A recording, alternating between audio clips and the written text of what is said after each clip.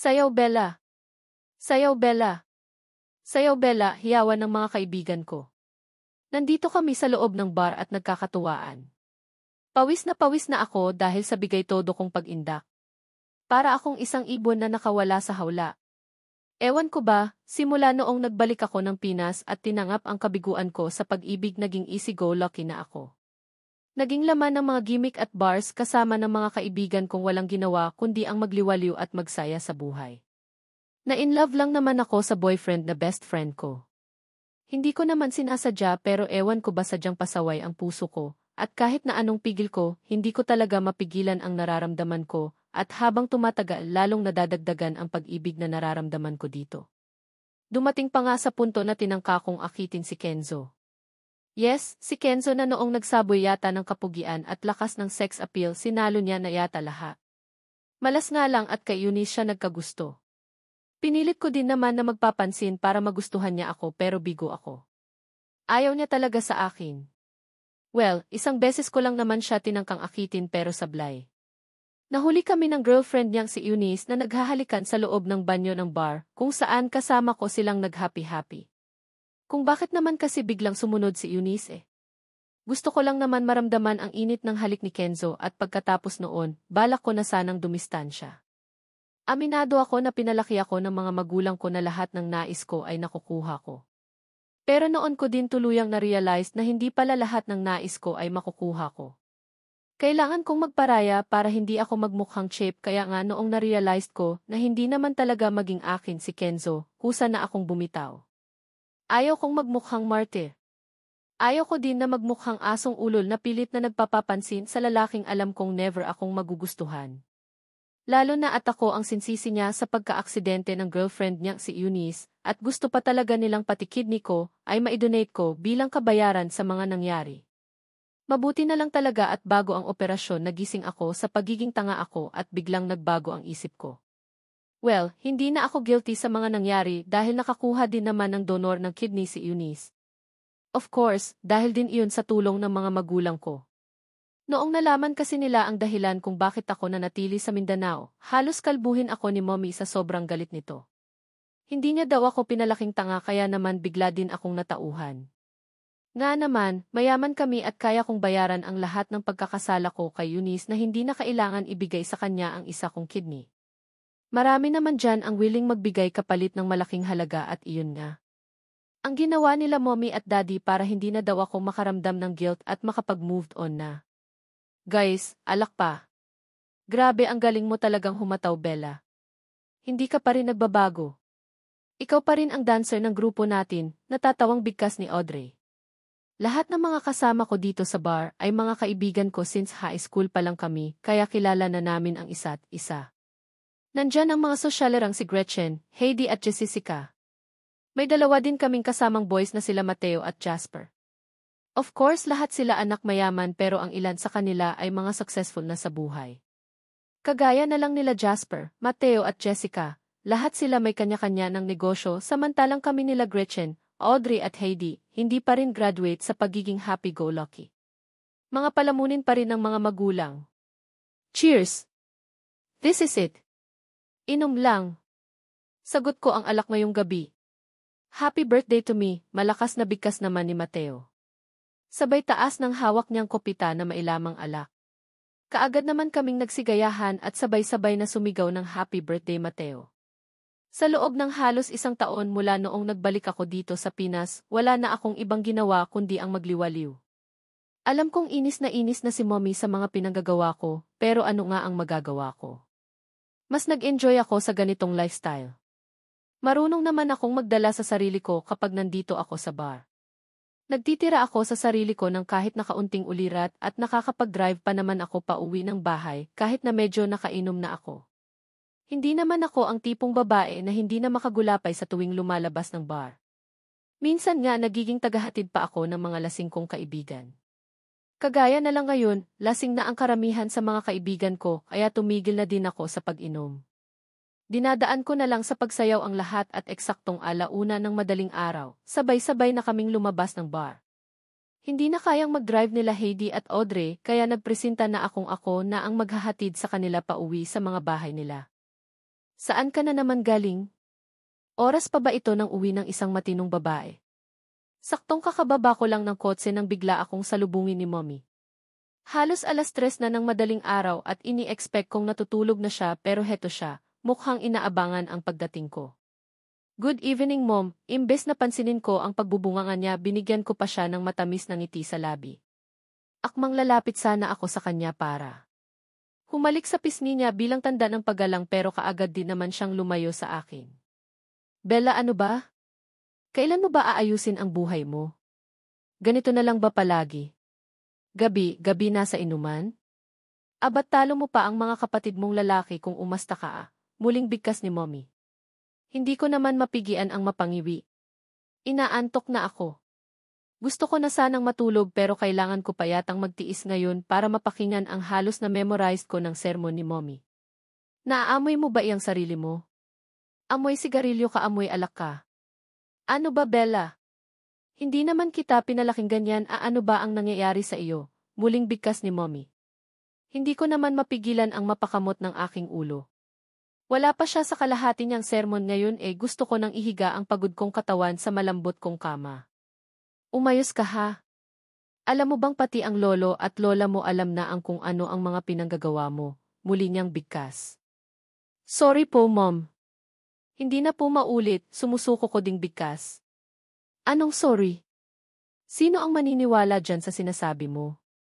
Ilang beses ka nang nagsusorry pero nasa ganyan ka pa ring gawain. Umaga na kong umuuwi ng bahay at nakainom pa, muli niyang bigkas. Hindi naman ako nakaimik. Kahit naman happy-go-lucky ako, malaki pa rin naman ang paggalang ko kay Mommy no. Kahit naman palagi niya akong binubungangaan, love ko pa rin naman siya. Ayusin mo iyang sarili mo ha. Tumawag kanina ang lolo at lola mo. Pinapapunta ka ng mansion bukas ng hapon, muling bigkas ni Mommy. Hindi ko naman maiwasan na magulat. Bakit daw po, nagtatakang tanong ko kay Mommy. Ewan baka seryoso si Daddy na hanapan ka ng mapapangasawa para tumino ka na, seryosong bigkas niya. Hindi ko naman mapigilan ang mapangiwi. Hindi nila ako matatakot sa mga ganyang salita dahil hindi ako nangingimi na maglayas kapag ipilit nila ang nais nila. Hindi na uso ang fixed marriage no at wala na din akong balak na mag-asawa. Tama na sa akin na minsan akong umibig at nabigo. Tama na ang minsan akong umiyak dahil lang sa walang kwentang Kenzo na iyon. Sa ganda kong ito talagang hindi siya nahumaling sa akin. Mas maganda pa nga ako sa girlfriend niyang si Eunice. Makikita niya talaga, kung sakaling bumaliktad ang kapalaran at siya naman ang ma-inlove sa akin, never ko talaga siyang papansinin. Manigas siya dahil tapos na ako sa kanya. Masaya na ako sa mga kaibigan ko. Kontento na ako sa pagiging happy-go-lucky ko. Walang ibang iniisip kundi sarili lang kaya ayos na ito. Sige na matulog ka na. Iyong sinabi ko sa iyo bukas ng hapon, ini-expect ka nila Mommy Ashley at Daddy Ryder sa mansion, seryoso niyang bigkas. Kahit nalabag sa kalooban, wala na akong choice kundi ang tumango na lang. Para naman matapos na at nang makatulog na. Pagkatapos ng medyo mahaba-habang sermon ni Mommy, umakyat na ako ng kwarto at kaagad na naligo. Hindi ako nag-UC pero amoy na amoy sigarilyo ako. Dahil siguro maraming mga costumers ang naniningarilyo sa bar, kaya hindi talaga maiwasan na pati usok ng sigarilyo dumidikit na sa katawan ko. Good girl naman ako Kahit na palagi akong laman ng mga night out at bar, masasabi kong isa pa rin akong malinis na babae. Conservative at balak ko sa pagtuntong ko ng 30 taong gulang, papasok ako ng kumbento. Magmamadre na lang siguro ako. Sa ngayon enjoy ko muna ang buhay ko habang nandito pa ako sa labas. Kahit naman walang direksyon ang buhay ko, gusto ko pa ring tumandang mabuti. Siguro sa edad na 30 taong gulang, sawa na ako sa pagiging happy-go-lucky ko, kaya iyon na ang tamang panahon para pumasok ng kumbento at mamuhay ng tahimik. Pagkatapos kong maligo, pinatuyo ko lang ang buhok ko bago ako nagmamadaling nagbihis ng damit pantulog. Nahiga ng kama at wala pang 5 minuto nakatulog na ako. Hindi ko alam kung ilang oras na akong nakatulog pero nagising na lang ako sa mahinang tapik sa aking pisngi. Antok na antok akong iminulat ang aking mga mata at hindi ko mapigilan ang mapakunot noon ng kaagad na sumalubong sa akin ang naiinis na ekspresyon ng mukha ng kapatid kong si Fiona. Ate, ano ba? Tulog mantika naman Anong oras na, narinig kong sambit niya. Pupungas-pungas akong bumangon at naiinis siyang tinitigan. Ano ba, Fiona? Inaantok pa ako eh. Istorbo ka naman, galit kong sita sa kanya. Kanina pa kita ginigising. Utos ni Mommy. Tumawag si Lolo Ryder at pinapapunta ka na sa mansion, nakanguso niyang sagot sa akin. Mukhang mainit din ang ulo ng bunso kong kapatid sa hindi malaman na dahilan. Mamayang hapon pa iyon. Ang aga pa eh, naiinis kong sagot sa kanya. Ate, anong maaga pa? 3:00 dapat nasa mansion ka na eh. Alas 2 na ng hapon, naiinis na sagot niya sa akin. Wala sa sariling napatingin ako sa alarm clock na nasa nightstand at doon ko nga nakumpirma 2:00 na ng hapon.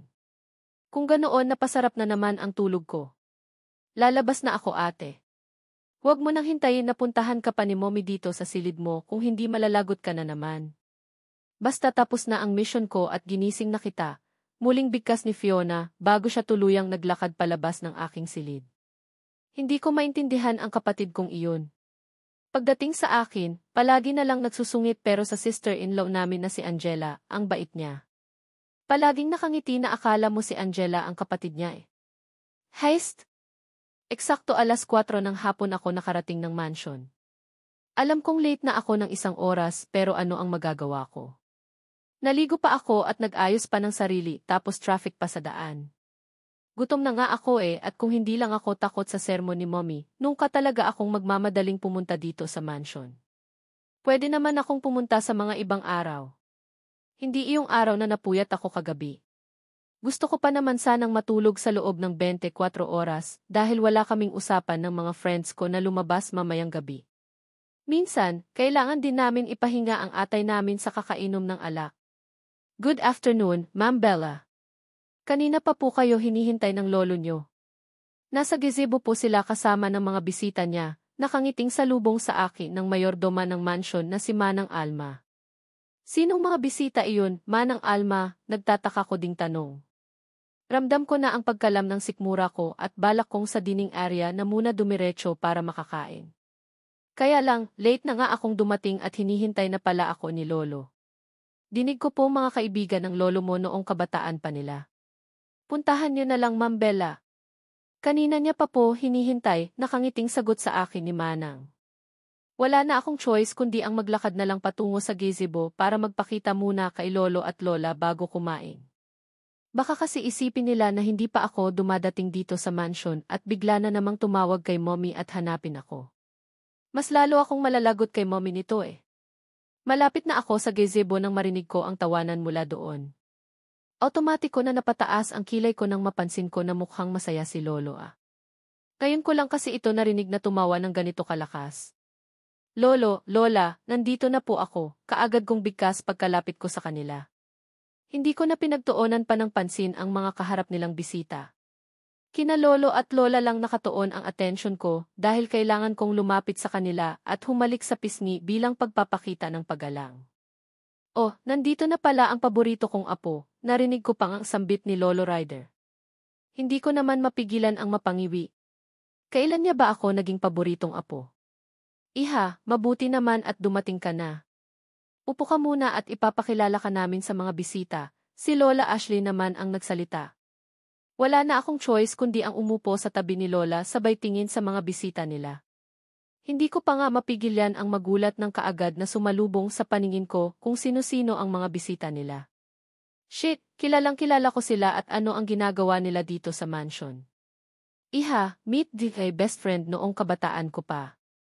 Lance Borlo at ang apo niyang si Kenzo Borlo and compare ang paborito ko nga palang apo, si Bella Sebastian de la Fuente, pakilala ni Lolo sa amin sa isa't isa. Hindi ko naman mapigilan kung maiinis or matatawa ba ako sa mga bisita ni Lolo. Ano ba kailan pa naging best friend ni Lolo ang lolo ni Kenzo? Iha, kumusta ka na?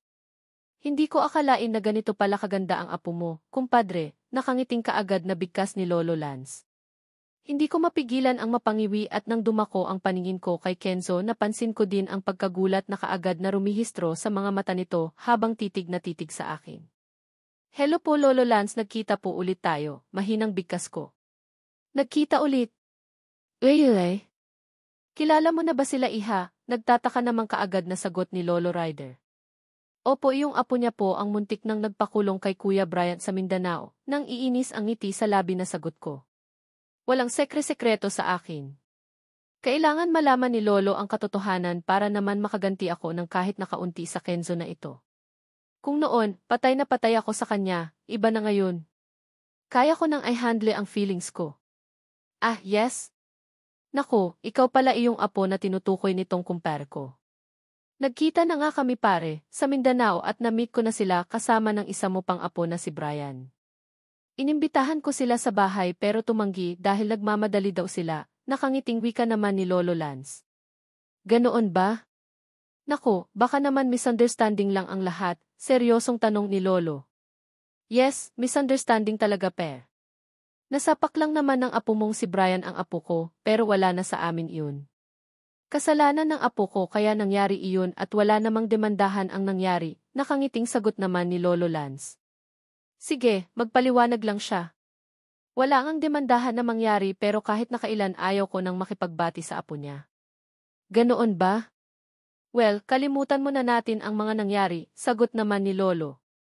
Sa sinabi ni Lolo mabilis naman akong tumayo. Nagpakita na ako sa kanila, siguro naman pwede na akong pumunta ng dining area para makakain. Nagdodoble na kasi ang paningin ko eh. Lo, pwede bang alis na muna ako? Paalam ko pa nga pagkatayo ko.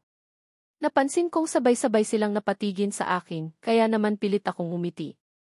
Kung may kailangan po kayo sa akin Lo, pwede po bang mamaya na? May mga bisita pa po kasi kayo eh, muling bigkas ko. Sit down. Hindi pa ako tapos ang pag-uusap, seryosong bigkas ni Lolo. Hindi ko naman mapigilan ang mapasimangot at no choice kundi ang muling naupo. Kung ganoon, kilala mo na ang apo ni Lance?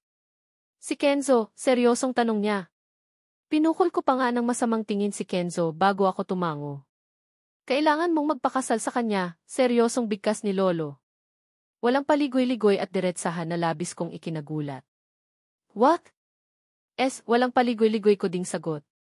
Shit, kung alam ko lang, hindi na sana ako pumunta dito sa mansion. Lo, sorry po pero ayaw ko talaga, muli kong bigkas. Siguro kung noong mga panahon na hindi pa ako nasaktan ng sobra nang dahil sa Kenzo na ito, baka mabilis lang akong napapayag sa kasal na ito eh. Baka bukas na bukas din papakasal ako sa kanya. Pero iba na ngayon, natuto na ako sa buhay at tangap ko nang wala akong love life habang buhay. Apo, para din naman ito sa kabutihan mo. Hindi mo ba napapansin ang gwapo naman ni Kenzo ah? Hindi mo ba siya gusto? Seryosong tanong naman ni Lolo sa akin. Wala sa sariling napasuyap ako kay Kenzo at kitang-kita ko na nakabusangot din ito.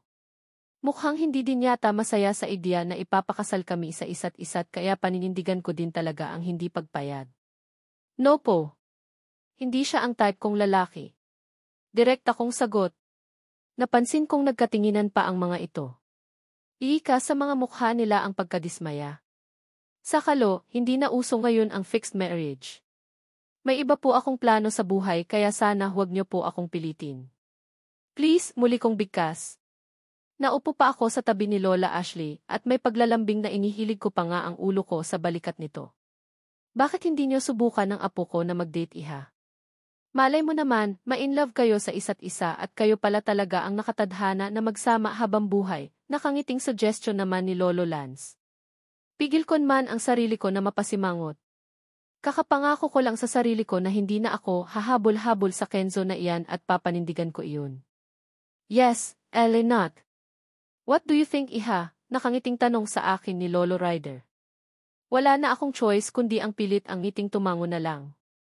Para naman matapos na ang usapang ito. Yes, ayos lang ako sa akin. Don't know kung okay lang ba kay Kenzo, walang gana kong sagot. Alam ko naman na ang sagot ng Kenzo na ito ayaw niya syempre dahil may nobya na siya. Naman po. Pwede po. I think hindi naman po mahirap mahalin si Bella nakangiting sagot din ito. Hindi ko naman mapigilan ang mapaismid. Talaga lang ha? Hindi daw mahirap mahalin pero ilang beses niya akong itinaboy noon. Ang labo niya. Hindi nga.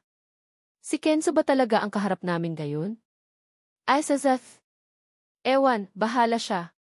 Kung ano man ang sasabihin niya ngayon, hindi talaga ako maniniwala. Yes, iyan ang magandang ideya. What do you think, Per? Hahayaan muna natin ang dalawang bata na magdate para mas makilala nila ang isa't isa, tapos saka natin pag-uusapan ang tungkol sa kasal ng dalawa. Nakangiting wika naman ni Lolo Lance na kaagad namang sinang-ayunan ni Lolo Ryder. Wala na akong choice kundi ang manahimik na lang muna, pero noong hindi ko na talaga kaya ang gutom na nararamdaman ko, kaagad na din akong nagpaalam sa kanila. Bahala sila sa usaping kasal at date na iyan dahil hindi mangyayari iyon. Graduate na ako sa kilig issue at hindi na ako affected sa presensya ni Kenzo.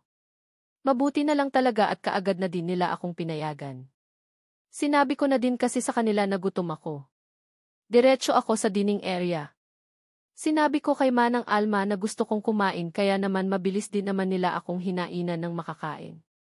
Kagabi pa sa bar ang last na kain ko at gutom na talaga ako. Ano ba naman itong buhay na ito? Mayaman naman sana ang lolo at lolo ko, ganoon din ang mga magulang ko, pero nalilipasan pa rin ako ng gutom. Hindi talaga magandang idea na panailaklak ng alak eh. Baka mapaaga ang buhay ko nito. Pwede ba kitang makausap? Abala ako sa aking kinakain nang hindi ko mapigilan ang mapapitlag sa gulat nang may biglang nagsalita mula sa likuran ko. Para saan? Walang gana kong tanong. Kahit naman na hindi ako lumingon, alam kong si Kenzo ang nasa likuran ko. Feeling at home ang gago porket nagkasundo ang mga matatanda na ipakasal kami. Napansin kong naglakad siya at inuko pa ang isa sa mga upuan na nasa katapat na mesa. Hinayaan ko na lang siya at kunwari abala ako sa mga pagkain na nasa harapan ko. Willing naman akong makinig sa mga gusto niyang sabihin dahil wala naman na akong choice. Regarding sa kasal na napag-usapan kanina, seryosong bigkas niya. Napaangat ako ng tingin at diretsong tumitig sa kanya. Hindi ako pumapayag, hindi mo ba narinig iyon? Kapag ayaw ko naman alam kong hindi ako pipilitin ni Lolo. May alas kaya ako, tiyak akong hindi din papayag ang daddy ko kung sinabi kong ayaw ko, seryoso ko ding sagot sa kanya. Ngayon pa lang, gusto ko nang ipamukha sa kanya na hindi na ako interesado sa kanya.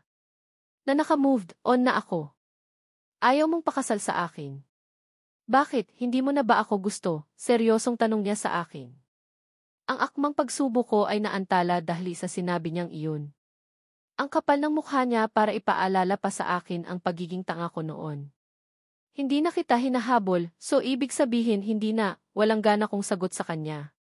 Napansin kong natigilan siya habang hindi inaalis ang pagkakatitig sa akin. Nagsisisi na ako sa mga pinanggagawa kong mga katarantaduhan noon. Tiyak. Muntik pang nalagay sa alanganin ang kidney ko dahil sa katangahan ko. Pinagsisisihan ko na iyon at alam kong hindi ko kasalanan kung bakit nasira ang kidney ni Eunice. Aminado akong kasalanan ko kung bakit siya na-aksidente noon pero hindi ko kasalanan kung bakit nasira ang kidney niya. Sira na talaga iyon bago pa ang aksidente. Nagbigay na din ako ng pera para doon pero para utusan mo akong ibigay ko ang kidney ko sa kanya, that's too much, mahaba kong bigkas. Hindi ako nanunumbat pero nagsasabi lang ako ng totoo. Litse, naside ang laman ng isa kong bank account dahil sa Eunice na iyon. Mabuti na lang talaga at pinalitan din kaagad ni Daddy ang pera noong nalaman niya ito. Mabuti na lang talaga at mahal na mahal ako ng ama ko kung hindi habang buhay ko talagang isumpa ang Eunice na iyon eh. Talagang sinagad niya ang kabaitan ko. Sorry, mahinang bigkas niya. Kaagad ko naman siyang pinagtaasan ng kilay. For what? Heist, pwede ba, kung... Magsalita ka po bang haba-habaan mo naman. Ayusin mo. Laruhin mo at huwag mo akong gawing manghula, yamot kong bigkas. Hiwalay na kami ni Eunice. Ayaw sa kanya ni Lolo at tinanggap niya ang alok ni Lolo na 2 milyon para layuan ako, seryoso niyang bigkas. Hindi ko naman maiwasan ang magulat. Well, ang cheap ni Eunice kung ganoon. Kaya siguro dikit ng dikit ang bruha na iyon sa akin noong nasa vis pa kami dahil alam niyang may mahihita sa akin. Alam niya kasing anak mayaman ako at palagi ko siyang nililibre noon eh. Well, siguro hindi ko nakasalanan iyon, baliwala kong bigkas. Hindi naman siya nakaimik kaya muli kong itinoon ang buo kong atensyon sa aking kinakain. Balita ko wala ka daw ibang ginawa kundi ang magliwaliw. Kung sakaling magpakasal ka sa akin, ibibigay ko ang lahat ng gusto mo. Pero lahat ng luho, basta pumayag ka lang, maya-maya muli niyang bigkas. Muli, natigil ako sa pagkain at nakataas ang 2 kilay na tinitigan siya. Hindi ako gold digger. Galing din ako sa mayaman na angkan at malaki ang natatanggap kong allowance mula kina mommy at daddy. Sa mga gimmick naman, hindi na ako namumroblema dahil willing akong ilibre ng mga kaibigan kong marami ding pera. Nagmamalaki kong sagot sa kanya. Totoo din naman ang sinasabi ko. Kapag gumigimik kami ng mga barkada ko, nag-uunahan pa nga kaming magbayad ng bills namin eh. Saka, kahit na habang buhay akong hindi magtrabaho, hindi ako maghihirap. May mga properties nang nakapangalan sa akin. Advance mag-isip ang parents ko at talagang nire-ready na nila ang future naming magkakapatid kung sakali. Hindi naman sa sinasabi kong gold digger ka kaya lang ayaw mo ba talagang sundin ang nais nila lolo? Ayaw mo ba silang pagbigyan, seryoso niyang? Tanong. Muli akong napatitig sa kanya. Bakit ba parang atat na atat siya ngayon na pakasalan ako? Akala ko pa naman kanina ayaw niya pero bakit parang biglang nag-iba ang ihip ng hangin? Shocks, don't tell me na in love na siya sa akin. Or baka naman may iba siyang dahilan? Well, whatever the reason, still no pa rin ang sagot ko sa sakal est kasal na iyan. Magmamadre na lang ako kaysa maging asawa ang gagong ito. Gusto kaya lang kung ibang lalaki siguro ang nireto ni lolo sa akin, baka pumayag pa ako eh, seryoso kong ding sagot sa kanya. Napansin kong biglang nag-iba ang templa ng mukha niya. Bigla siyang napaseryoso habang hindi inaalis ang pagkakatitig sa akin. Sinasabi mo ba na ayaw mo sa akin gayong sa naalala ko, ikaw itong habol ng habol sa akin noon, seryoso niyang bigkas. Hindi ko naman maiwasan na matawa dahil sa sinabi niya. People change, seryosong bigkas ko. Hindi naman siya nakaimik. And nagbabago din ang feelings ng tao. Saka, nasa kasagsagan pa ako ng pag-enjoy sa pagiging dalaga ko. Na-realize ko lang, hindi ko pala kailangan ng love life para mag-enjoy sa buhay, nakangisi kong bigkas. I am willing to wait, 1 taon. Yes, 1 taon. Bibigyan kita ng 1 taon na ma-enjoy mo ang pagiging single mo and after that, pwede na siguro tayong magpakasal, diba? Seryosong bigkas niya. Hindi ko naman maiwasan ang matawa. Ano kaya ang dahilan ng gagong ito at bakit atat na atat siyang pakasalan ako? Atisat, smell something fishy yata. Still no. Hanap ka na lang ng ibang babae because I'm not interested, seryoso kong sagot sa kanya sabay tayo. Sa labas na nga lang ako kakain. Walang magandang kahihinatnan ang pakikipag-usap ko dito kay Kenzo eh. Parang gago. Kung ano man ang reason niya at bakit. Atat siyang magpakasal kami, hindi na ako interesado pang alamin iyon dahil para sa akin, ekis na siya sa buhay ko. Sayang kasi iyong mga iniluha ko noon dahil sa kanya eh. Ayaw ko nang mangyari iyon kaya sorry na lang siya. Wala na akong nagawa pa kundi ang sundan na lang ng tingin ang paalis ng si Bella de la Fuente. Sa totoo lang, hindi ko talaga akalain na siya pala ang tinutukoy ni Lolo na apo daw ng kaibigan niya na dapat kong pakasalan. Hindi ko akalain na si Bella lang pala iyon. Shit, bakit ba hindi ko muna inalam ang tunay na pagkatao ng babaeng iyon? Ang akala ko lang talaga, isa lang siyang pangkaraniwanag mamayang Pilipino at nakakuha ng scholarship para makapag-aral sa Amerika. Hindi ko akalain na galing pala siya sa isang mayamang angkan dito sa Pinas and apo pa talaga siya ng kaibigan ni Lolo na lagi niyang binanbangit sa akin noon. Sa naalala ko, ilang beses na itong nagpakita sa akin ng pagkagusto sa tuwing dinadalaw ko si Eunice sa Amerika. Hindi ko lang pinapansin dahil loyal ako sa girlfriend kong si Eunice. Aminado naman ako na maganda talaga si Bella. Sobrang ganda ng mukha at ang ganda ng katawan. Iyon nga lang sa tuwing nakakaharap ko siya sa apartment kung saan sila nakatira ni Eunice, wala siyang ibang ginawa kundi ang magpapansin sa akin. Hitsurang liberated si Bella at ayaw ko sa mga ganoong babae. Mas gusto ko ang mga kagaya ni Eunice. Mahinhin kung kumilos at pwedeng gawing wife material. Kung alam ko lang nalolokohin lang din pala ako ni Eunice, dapat pinatulan ko na lang si Bella eh. Wala na sana akong problema ngayon. Wala na sanang pilitan na mangyayari para lang ikasal kaming dalawa. Sino ba naman kasi ang nag-akala na siya pala ang tinutukoy ni Lolo Lance na apo ng kaibigan niya na dapat kong pakasalan? Kaya lang, mukhang expired na yata ang pagtingin sa akin ni Bella dahil hindi ko na nakikita sa mga mata niya na may gusto siya sa akin. Ano na ngayon ang gagawin ko? Mukhang mahirap suyuin itong si Bella at nagbanta pa naman si Lolo Lance na kapag hindi ko daw mapapayag na magpakasal sa akin ang apo ng kaibigan niya, wala akong mana na makukuha. Panakot nito sa akin na ibebenta niya daw ang kumpanya kung saan ako na ang nagmamanage pati na ang ilan sa mga ari-arian para i-donate sa charity. Alam ni Lolo na sobrang obses ako na manahin ang kumpanya dahil dugo at pawis ang binuwis nilang dalawa ng ama ko noon para lang mapalago at hanggang ngayon.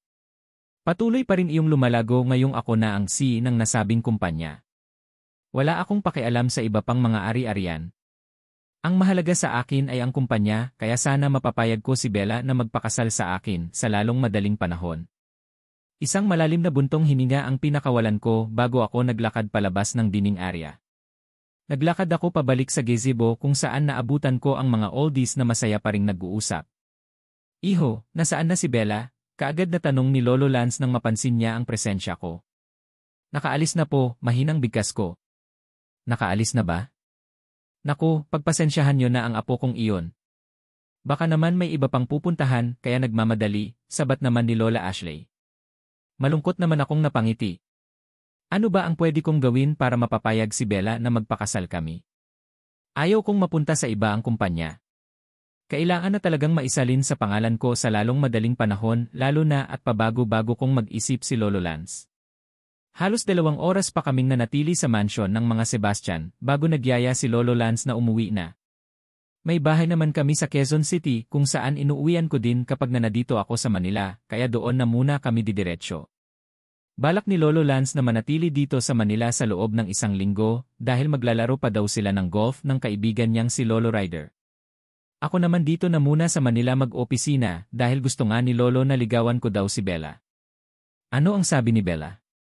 Pumayag ba? Pagkadating namin ng bahay, ito kaagad ang tanong ni Lolo Lance sa akin. Tahimik siya buong biyahe at akala ko wala na siyang balak pang ungkatin ang mga nangyari kanina. Narinig niya na din naman sana na. Tumanggi na si Bella na magpakasal sa akin. Ayaw niya Pulo, seryosong sagot ko. Ayaw niya. Abat hindi pwede yan, Kenzo, seryosong sagot niya sa akin. Hindi ko naman mapigilan ang mapakamot ng ulo. Gusto niya palang mag-asawa na ako pero bakit niya itinaboy si Eunice? Minsan ang gulo din nitong si Lolo eh. Lo, ano po ang magagawa ko? Ayaw niya nga po. Kinausap ko siya kanina at hindi daw po siya interesado, seryoso kong bigkas. Kung hindi mo siya mapapayag na magpakasal sa iyo di goodbye mana ka din, seryosong bigkas niya.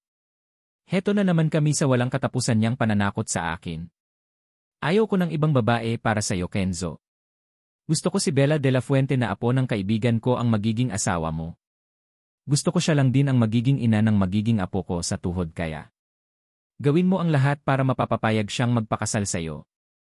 Kung kinakailangan na ligawan mo siya gawin mo, seryoso niyang bigkas bago ako tinalukuran. Naiwan naman akong hindi mapigilan ang mapasabunot sa sarili kong buhok. Ano bang kapalaran nito? Bakit kay hirap naman ang task na pinapagawa ni Lolo sa akin? Naipadala mo na ba ang mga bulaklak kay Bella? Seryosong tanong ko sa sekretary kong si Mrs. Mercado. Ilang araw ko nang pinapadalahan ng bulaklak si Bella de la Fuente para suyuin kaya lang kusang bumabalik lahat ng mga bulakalak dito sa Ospina. Ayaw daw tangapin at ewan ko ba kung bakit. Mukhang wala na ngang pagtingin sa akin ang babaeng iyon at kay hirap niya palang suyuin. Wala lang akong time sa ngayon na puntahan sa bahay nila para formal na umakyat ng ligaw dahil sa sobrang dami din ng mga trabahong dapat tapusin dito sa opisina. Halos araw-araw na din akong kinukulit ni Lolo tungkol sa development ng panliligaw ko kay Bella at tuwing sinasagot ko ng negative, kitang-kita ko ang pagkademasya na kaagad na gumuhit sa mukha nito. Yes Mr. C, pero kagaya ng mga nauna nyo dong mga padalang bulaklak hindi po tinatanggap ni Ma'am Bella. Hindi naman po pwedeng ipilit ng mga messenger dahil diretsyo po sa De La Fuente residence at mahigpit po ang security doon, sagot naman sa akin ni Mrs. Mercado. Hindi ko tuloy mapigilan ang maikuyom ang aking kamao. Mukhang sinusubok yata ni Bella ang katatagan ko Ang pagpapadalang-alang ng mga bulaklak ang paraan ko para maipakita kong seryoso akong pakasalan siya pero tinatangihan niya pa. Shit, ano na ang mangyayari nito sa mana ko? 1 taon. 1 taon lang ang palugit na ibinigay ni Lolo at malalagot na talaga ako. Okay thank you, Mrs. Mercado. Pwede ka nang bumalik sa trabaho, seryoso kong bigkas. Tensyonado akong naupo sa aking swivel chair. Ano ba ang pwedeng gawin para mapalambot ang puso ng Bella na iyon? Ni hindi ko pa nga pala nakakausap ulit ang babaeng iyon. Last naming pag-uusap sa mansion pa ng mga Sebastian, at gustuhin ko man siyang dalawin sa kanila para sana formal na makausap ulit, hindi ko naman malaman kung paano umpisahan. Ano nga ba ang sasabihin ko sa kanya kapag magkita kami ulit? Sa naalala ko pa naman noon, masyado akong naging masama sa kanya. Paulit-ulit ko ding sinabi sa kanya noon na hindi ko siya magugustuhan dahil may Eunice na ako. Dagdagan pa na ginipit ko pa siya dahil sobrang nag-alala ako sa kalagayan ni Eunice. Kung alam ko lang siguro na siya ang tinutukoy ni Lolo na maging asawa ko, hindi ko sana ginawa iyon. Wala din namang kwenta na ipinaglaban ko si Eunice dahil ipinagpalit ako nito sa 2 milyon. Isiping iyon hindi ko mapigilan ang mapabuntong hininga. Ano pa ba ang pwedeng gawin para maging akin ang kumpanya na hindi na kailangan pang pakasalan si Bella? Mukhang hindi na interesado sa akin ang babaeng iyon at sira din ang pangalan ko sa kanya, kaya malabo na talagang papatulan ako noon. Nasa malalim akong pag-isip nang mapansin ko ang pagpasok ng 2 kong kaibigan. Sila Jerome at Carlos. Ni hindi man lang kumatok ang mga gago sa pintuan ng aking opisina. Basta na lang sila pumasok dito sa loob. What? Pasinghal kong tanong. Sa wakas, nagbalik Manila ka din. Kumusta? Gimik tayo, nakangiti ka agad na pagyayaya nila. Kapag ganitong may malakaing problema ako, ayaw ko pa sanang gumimik. Kailangan kong pag-isipan kung paano mapapayag si Bella na maikasal sa akin. Kayoan lang. Wala ako sa mood, seryosong bikas ko. What? Wala sa mood? Abat, don't tell me hindi ka pa rin nakaka-move on sa hiwalayan niyong dalawa ni Eunice, natatawang sagot ni Jerome. Bro, huwag mo nang isipin ang babaeng iyon. Ibaon mo na siya sa limot dahil hindi bagay sa iyo ang pagiging gold digger niya. Sama ka sa amin sa bar mamaya. May alam kaming bagong bukas. Na bar kung saan makakakita ka ng mga nagagandahang babae. Malay mo naman, makakahanap ka kaagad ng kapalit ni Eunice, sabat naman ni Carlos. Wala akong time sa mga ganyan.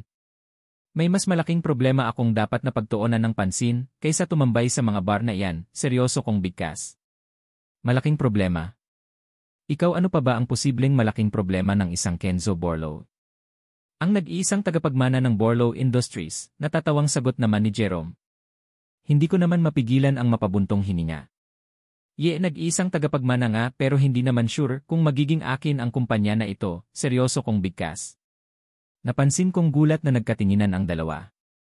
Gusto ni Lolo na pakasalan ko muna ang babaeng gusto niya para sa akin bago niya lubusang ilipat sa pangalan ko ang lahat ng mga kayamanan niya kasama na nitong kumpanya, muli kong bigkas. What? As in? Hindi na. Biro ba yan? Hindi nakakatawa, seryosong bigkas ni Carlos. Mukha ba akong nagbibiro? Fuck, hindi ko alam kung binibiro lang ba ako ng tadhana, pero sa dinami-dami ng babaeng pwede niyang ireto sa akin, bakit si Bella pa? Seryoso kong bigkas. Bella, who is she? Kunot noong tanong ni Jerome. Bella Sebastian de la Fuente, seryosong bigkas ko. What? Anak ng businessman na si Mr. Dominic de la Fuente. Yari ka bro. Matapang daw ang tatay niyan, natatawang sagot ni Jerome. Pero pwede mong subukan. Kung tutuusin, hindi naman dehado ang anak nila sa iyo eh. Mayaman ka, nag-isang tagapagmana, kaya bawi-bawi lang, sagot naman ni Carlos. Bawi-bawi lang, pero naalala niyo ba yung Bella na kinikwento ko sa inyo na kaibigan ni Eunice? Iyong inaakit ako noon sa villa at ginipit ko noong naaksidente si Eunice. Iyong Bella na sabi ko palaging nagpapansin sa akin pero tinatabla ko. Siya iyon mga bro, namumroblema kong bigkas. What? Bella na kaibigan ni Eunice at Bella na de la Fuente, isa.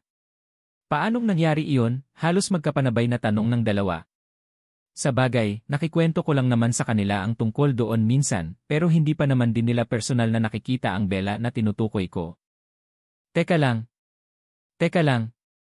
Hindi ko masyadong naintindihan.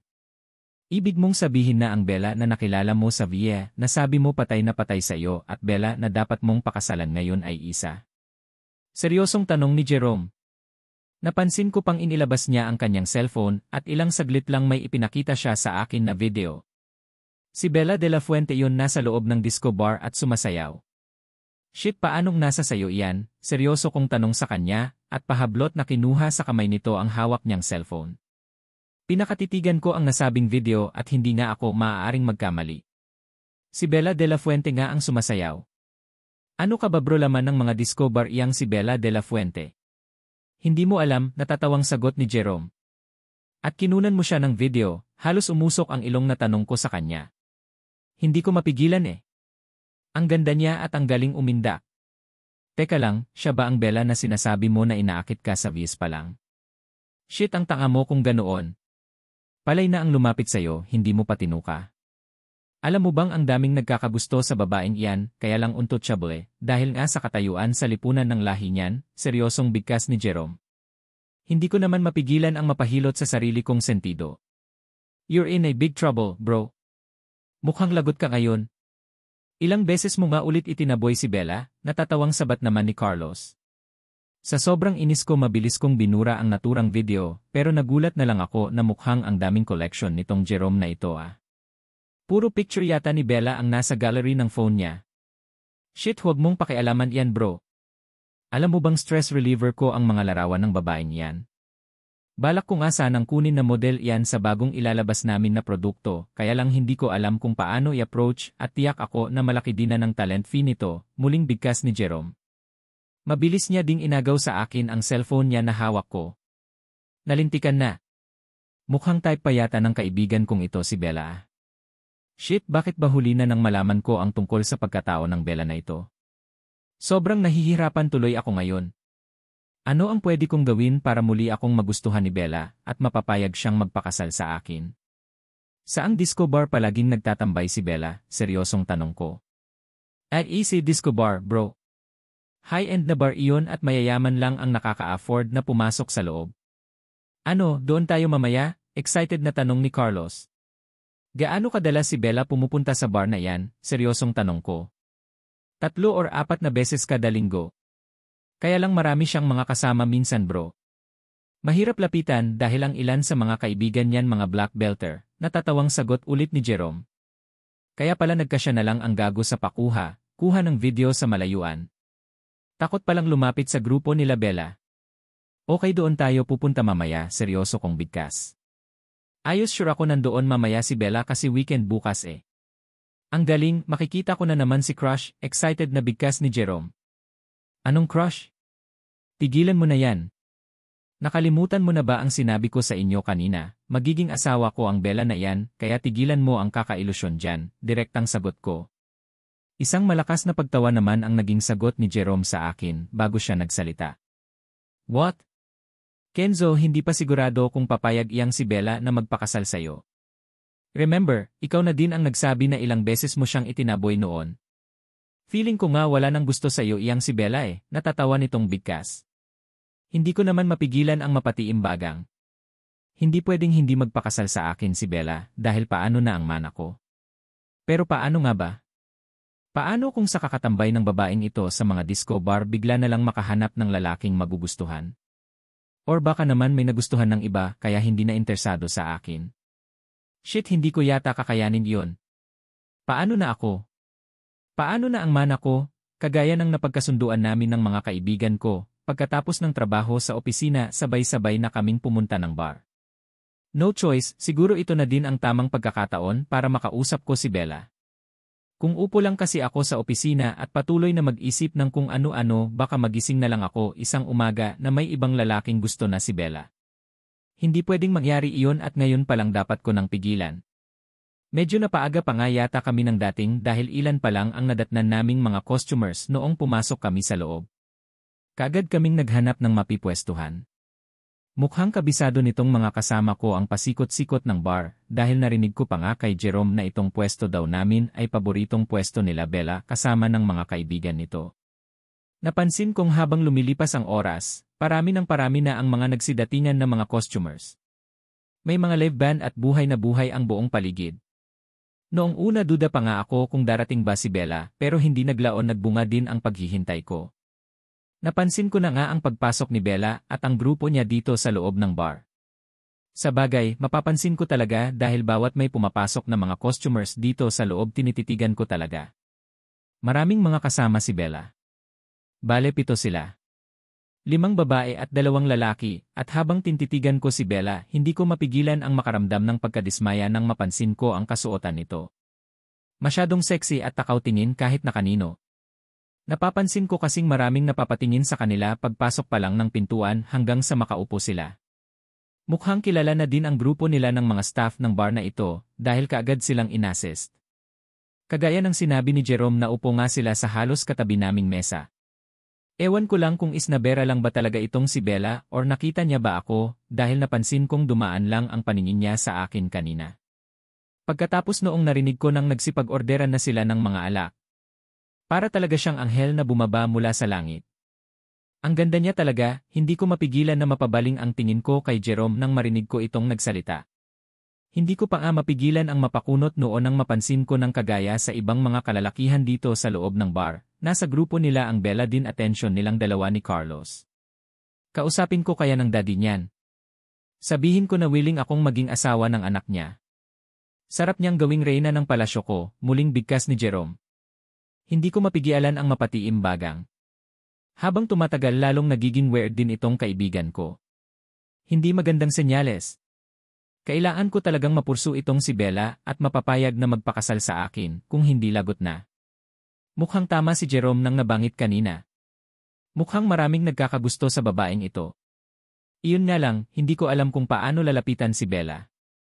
Lumipas ang ilang sandali na wala akong ibang ginawa kundi ang patingin-tingin lang dito. Mukhang masayahin ang mga kasama nito dahil walang tigil sa tawanan. Napansin ko din na parami ng parami ang alak na nasa table nila. Nag-umpisa na ang sayawan. Nag-umpisa ng tumugtog ng disco music ang live band. Napansin kong napapaindak na ang mga kasamahan ni Bella samantalang patawa-tawa lang si Bella sa inuupuan niya. Tumayo na nga ang mga kasamahan nito pero napansin kong nagpaiwan ito sa table nila kasama ng isa sa mga lalaki. Misteso at mukhang may sinabi din sa buhay. Sino ang lalaking iyan? Hindi ko na mapigilan pang bulong kay Carlos. Lalaki. Saan? Nagtatakang tanong ni Carlos. Unlike kay Jerome may hamak na mas matinong kausap itong si Carlos. Iyan kasama ni Bella sa table. Sino siya? Naiinis kong tanong. Ewan ko ba? Naiinis akong isipin na baka may special na relasyon si Bella sa lalaking iyon. Hindi maaari iyon.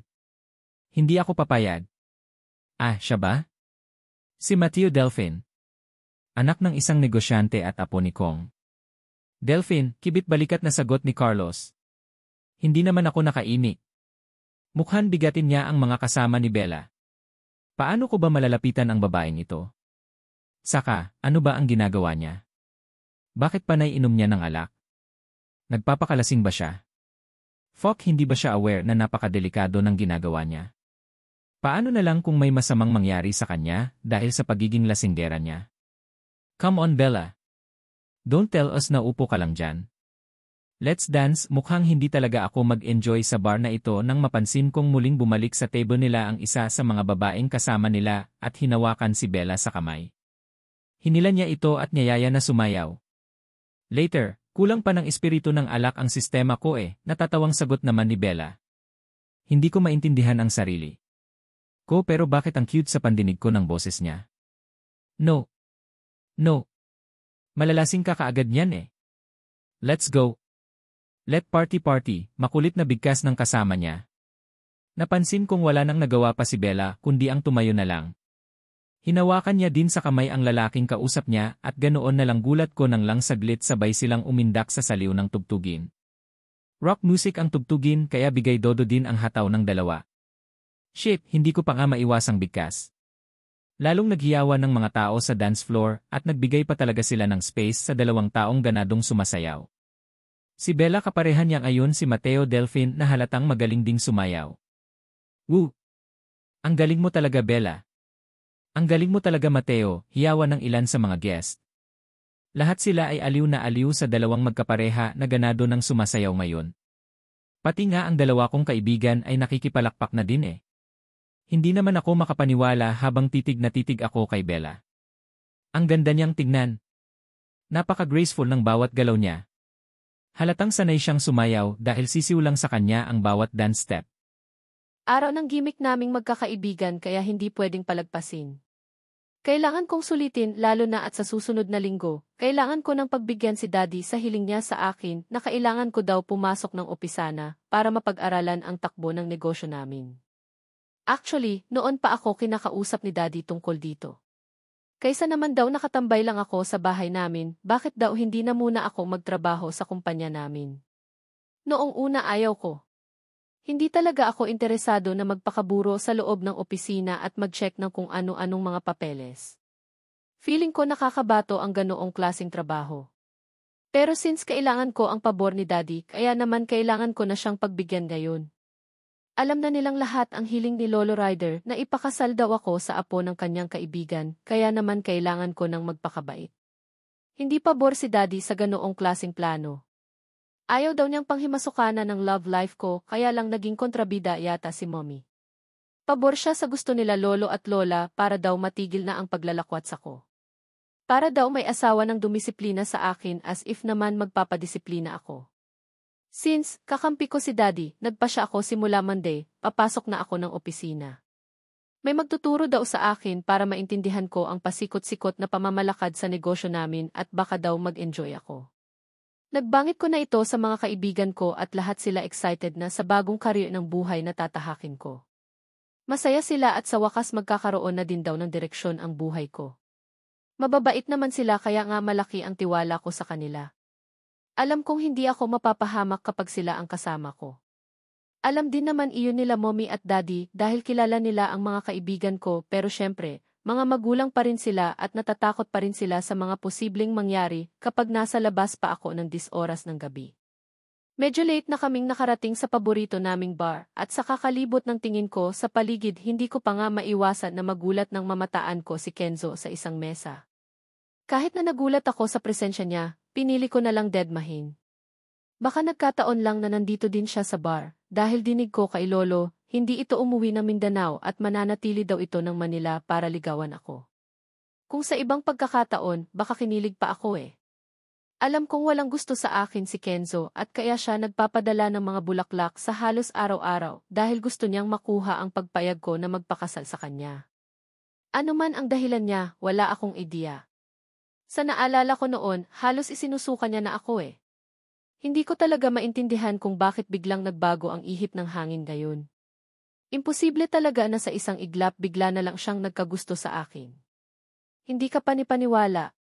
Kaagad naman kaming inassist ng mga staff pagpasok namin dito sa loob ng bar. Regular customer kami at halos kilala na kami ng mga staff, kaya naman alam na nila kung ano ang gusto at ayaw namin. Sakto naman dahil halos katabi lang ng mesa namin ang mesa na inuukupan ng grupo ni Kenzo. Hinayaan ko na lang dahil nakakahiya naman sa mga kasamahan ko kung magre-request pa ako na lilipat pa kami ng ibang table. Isa pa, ayaw ko din ipahalata kay Kenzo na iniiwasan ko siya. Gusto kong panindigan na hindi ko napapansin ang presensya niya. Naging maayos naman ang sumunod na sandali. Pilit kong iniiwasan na mapatingin sa table na inuukupan ni Kenzo. Inabala ko din ang sarili ko na makipag-usap sa mga kaibigan ko lalong-lalo na kay Mateo na naghihimutok dahil may napupusuan daw itong babae at hindi malaman kung paano niya liligawan. Mukhang matapang lang itong si Mateo tingnan pero pagdating sa babae, napakapihikan nito. Bella, ano na? Sayaw na tayo, nangungulit na wika ni Audrey. Kanina pa ako kinukulit ng mga ito na sumayaw na daw kami kaya walang choice kundi ang pagbigyan. Kaya nga kami nandito sa loob ng disco bar para sumayaw, hindi para maupo lang at mag-emote. Hinila ko na din si Mateo.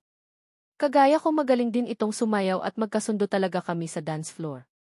Sa naalala ko pa nga, palaging siya ang kapartner ko noong high school pa lang kami kapag may mga events at pa-contest kaming sinasalihan sa school.